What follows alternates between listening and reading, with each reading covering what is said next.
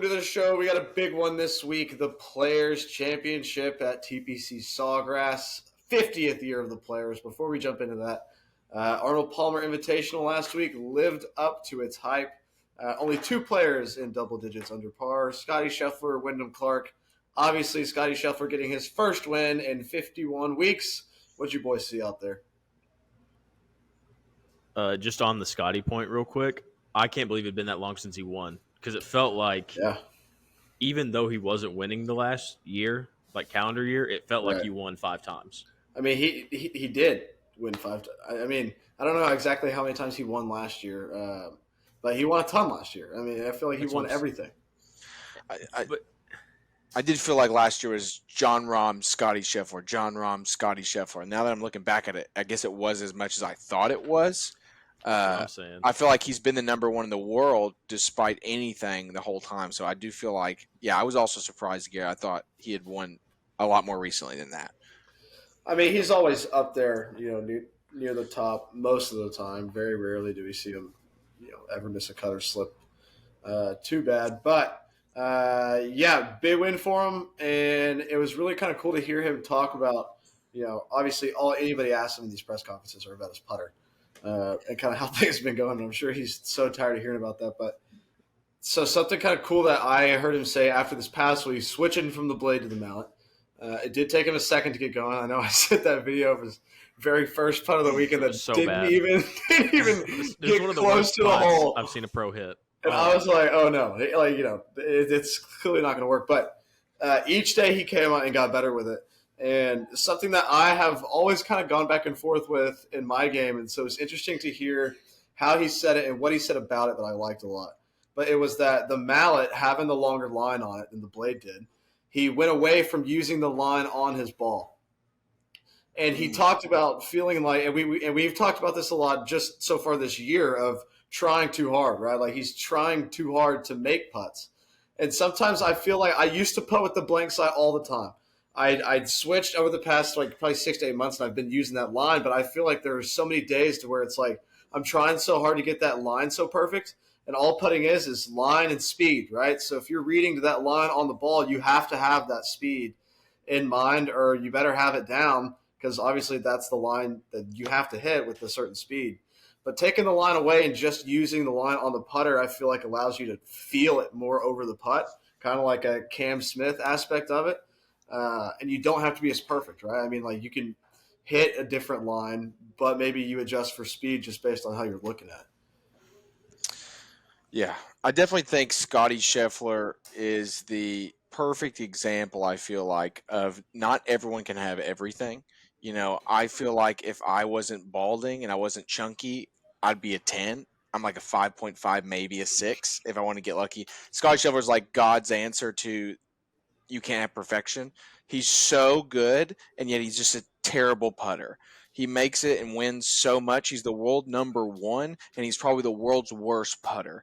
That's just because he's so good at everything. He just can't be perfect. No, I don't think he's the worst putter in the world. That's pretty bad.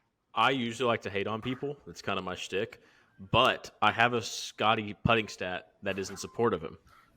I was just looking up some stuff today. Did you know that he is second in putting average per hole as far as lowest? And out of the 85 players that have a better average than the tour average on the green, he is third in birdie conversion percentage at 39.02%. So there's a little... So you're saying it's a media bias. It is a media bias. He actually isn't so bad at putting. Granted, he's insanely close, but still. I think I didn't get to watch all of it, but I was watching every shot from Scotty's win last year at the Players, and it's like, I mean, he didn't make a single birdie putt on his entire front nine to start the tournament on day one, and honestly, like a lot of the missed putts look like the struggles that he's been going through now, or lately. Wouldn't say now, but of late, and I feel like that's just putting. It's so streaky, and I think it's the one thing throughout everybody's game, Hall of Famers, whatever. There's going to be waves where it's really, really good, and there's going to be waves where it's just kind of mediocre. Like, I feel like it's never necessarily bad. It's just not hot. And I think part of it is when you see a guy as dominant as he is, you're expecting him to make a bunch of 10 to 15 footers because putting is the end all be all at the end of the day. So you're just assuming, oh, he's got to be making everything to be shooting this good. Right. No, he's just the best ball striker we've seen in He just God makes knows how 6 long. of them and puts the rest of them next to the hole. And if he misses the green, he's going to get up and down. Yep. So it's just because I'm that way too. Like I watch and I think, oh, he must just be terrible at putting. But then like I said, I read those stats and kind of prove myself wrong that he actually is pretty good. It just doesn't look like it because of what the expectation is of shooting so low. And I think it's like a lot of the putts that we see him miss are from this like 8 to 12 foot range. Like the ones that he really either doesn't even get close to the hole or just have these like, lip outs that barely catch it. And it's like, those are the ones where we expect it, and we see it every single round at least 12 times, So again, I just think I think the mallet is going to be better for him. I think that line's going to help him. Not using the line on the ball will help him not be as perfect as I feel like he was trying to be. But anyhow, we had some great play besides Scotty this week. And Scotty really got it going on that last day. I mean, there was only 15 rounds under par on the final round Sunday. And, I mean, most of the field really struggled. I mean, I feel like it was a week of what could have been for Zalatoris. I mean, 11 under in that third round with 4 holes left to play and finishes at 7. Like that, I mean, really, really choked the bed there on those last 4. Yeah, there was a lot of guys like that. I felt like this week, I thought, Hideki came out really, really strong. And I feel like Hideki's one of those guys where when he has a lead, he doesn't give up the lead too much when he's got it. But then, of course, Scotty Scheffler got the lead. He also is one of those guys as well. Just a ton of guys who I don't know what it was. You guys would know better than me on that, of why all of a sudden there was just such a struggle bus going on with some players, but then at the end it was lined up perfectly to be awesome, but it felt like Scotty the whole way. I don't know. I think that's just kind of golf, honestly. I think we've had so many good finishes this year, good Sundays, that we were kind of due for a bad one in a sense. Like for example, I didn't know if I didn't think Scotty was going to play that good, like that dominant, I guess, on Sunday. But I thought somebody like Sam Burns, I was like, okay, he's only 4 back. He's been playing really well. I think there's a really good chance he hops him. And then he shot 4 over. Yeah. Like, I think that course, from what I can tell, maybe doesn't look so hard sometimes, but I think it's one of those where you do have to place it at certain spots. And if you don't, you're going to derail a lot of your round. Like Jake Knapp shooting 9 over, he got a 12 on one hole. Like he shot 12 over for the tournament. Yeah, like he didn't place the ball right pretty much once. Like he let that first drive mentally rack his brain for a whole hole. And I mean, coming off a win too, I think that's so easy to do. Yeah. Especially at an event like that. I mean, it is a difficult course. It is a hard golf course. Ask Rory, because he didn't play well at all.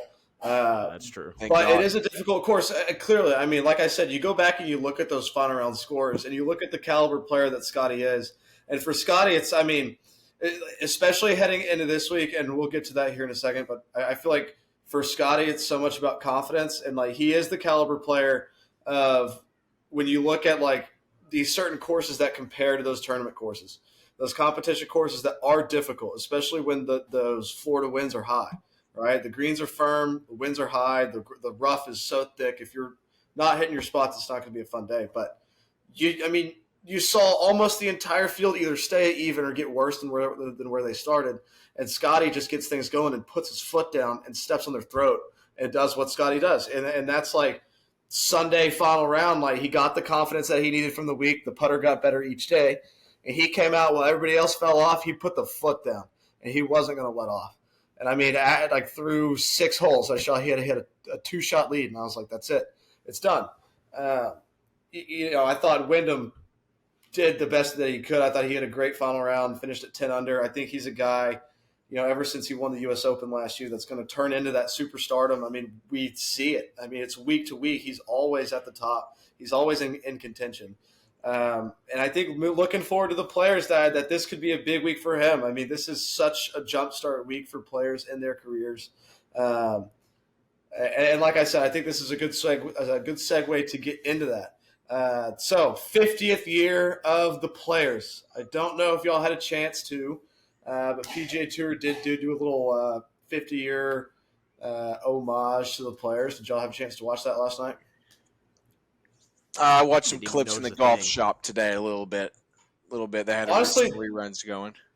super cool. Like so much that I really didn't even know about, and I don't know if it's that I'm living like under a rock, or if I just never even heard about it. But the inaugural one was at Atlanta Country Club.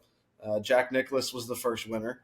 And then as just the years followed, and finally moving over to TPC Sawgrass, when they were talking from Pete Dye about building Sawgrass, the 17th hole actually came from his wife Alice when he dug out this huge tunnel because they needed sand for the golf course. He dug out this huge trench, and then he looks at it and he was like, "I have no idea what I'm going to do with this." And Alice looks at him and says, "Why don't you fill it with water and put the green right in the middle of it? Like put it in the middle of everything. That's just put it back where it was." And so that's exactly what he did. And he wasn't sure how it was going to work. And of course, it's the most dramatic hole in golf, probably. And then Pete Dye was a big hand sketch guy. So whenever the commissioner at the time asked him or talked to him about this course and what he wanted high drama. And Pete wanted to design this course on those finishing holes to where you could walk 20 or 30 yards and be able to see three greens, two fairways, and see all these different players hitting shots and this excitement happening, like just creating for the most dramatic finish in golf, in my opinion, probably. So lots to look forward to. I think for me, kind of where I want to start with this is listening to live from the Players this week. The biggest thing that I always hear from everybody is that there is no certain type of player that does well here, and that it really is a true test of your full-on golf game. And I mean, there is absolutely no telling who could win this event. Yeah, I feel like this is definitely to me, the Arnold Palmer to me starts off just the prime time of golf season. And then you roll right into Players. It's a sweet back-to-back weeks. And then you got the Masters coming up. But anyway, it's absolutely just a super fun tournament to watch because of that reason, because of the fact that it's anybody's game. It's the course plays in a way to where you can be incredibly aggressive and just steal the place, or you can be incredibly aggressive and you're missing the cut easily. It's just one of those things where, it's known for just, these young guys coming in and getting a start of their career and just like playing well. It's just a good time. And then you have 17 just to add to it, just the look of the holes and things like that add quite a bit to the drama of it. But at the end of the day, like that's just what makes it good. When you get to the Masters, you're looking at like 4 or 5 guys for history, things like that. When you get the Players, it's just like, just sit back and watch some golf. Yeah, and a chance to see some never done before history in Scotty Scheffler this week. Going to be difficult to do, especially coming off a win. Always hard to win on the PGA Tour, doing it back-to-back weeks and back-to-back years at the Players, which, again, never been done before. I don't know what to think about Scotty this week. If anybody's going to do it and go back-to-back and do it back-to-back years, it's going to be Scotty.